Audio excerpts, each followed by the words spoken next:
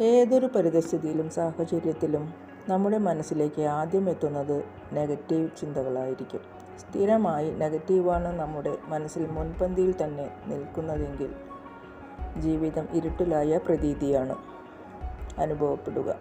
നമ്മൾ വിതയ്ക്കുന്നത് എന്താണോ അതുതന്നെയാകും ഫലമായി കിട്ടുന്നത്. B positive. ഏതൊരു പ്രശ്നം വന്നാലും അവസാനം നല്ലത് എന്തെങ്കിലും തീർച്ചയായും ഉണ്ടായിരിക്കുമെന്ന വിശ്വാസമുണ്ടാവണം. ബോൾഡായി നിൽക്കാനും സാധിക്കണം. ഇങ്ങനെയുള്ള ചിന്തകൾ ഉണ്ടാക്കിയെടുക്കണം. പോസിറ്റീവായിട്ടുള്ളവരുമായി കൂട്ടുകൂടാൻ ശ്രമിക്കണം. സദാ നെഗറ്റീവായി ചിന്തിക്കുക, മറ്റുള്ളവരുടെ കുറ്റം പറയുക, നെഗറ്റീവ് മാത്രം സംസാരിക്കുക, ഇങ്ങനെയുള്ളവരുമായി ചേർന്ന് നിൽക്കുമ്പോൾ ഓട്ടോമാറ്റിക്കായി നമ്മളും ആ തലത്തിലേക്ക് വഴുതിപ്പോയെന്ന് വന്നേക്കാം. മൈൻഡ് സെറ്റ് ഒരിക്കലും നെഗറ്റീവ് ആവാതിരിക്കാൻ ശ്രദ്ധിക്കണം. മുന്നിൽ വരുന്ന ഏതൊരു പ്രതിസന്ധികളോടും സംഭവങ്ങളോടും എങ്ങനെ പ്രതികരിക്കുന്നു എന്നുള്ളതാണ് പ്രധാനം.